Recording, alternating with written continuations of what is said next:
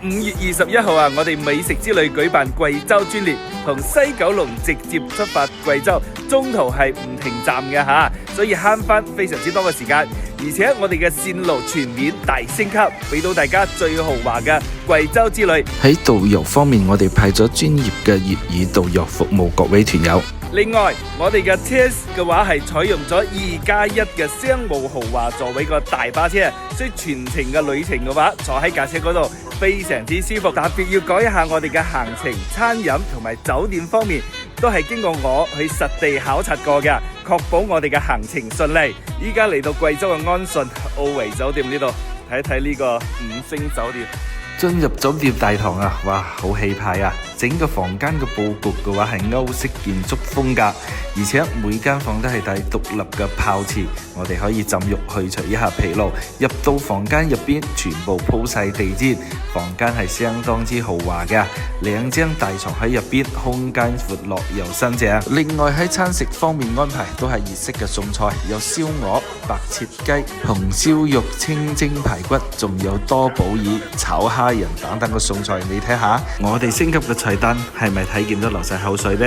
再加上點心生果，呢一餐就完美啦！食完飯，我哋到達景區遊覽。嚟到黃果樹瀑布，身後邊嘅瀑布呢就係86版嘅《西遊記》取景地啊，就喺呢度啦吓。我哋美食之旅參觀黃果樹瀑布呢個景點，就貼心咁安排雨衣俾到大家着起身去參觀水簾洞嘅。到咗晚黑，我哋再去到烏江寨景區。如果各位團友想參加咁豪華嘅貴州之旅，麻煩你哋喺評論區留低貴州呢2個字，我哋將行程信息發送俾到大家。喺烏江寨睇無人機表演，你睇下，惟妙惟肖，非常之靚啊！烏江寨嘅表演節目非常之多，7點到10點都有。其中最熱鬧嘅係苗族 disco 啊，大家可以一齊跳跳舞參與一下。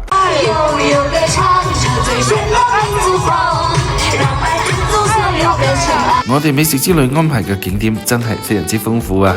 後續仲會安排10大梯田之一嘅高腰梯田，仲會去到貴州嘅普羅旺斯睇馬鞭草。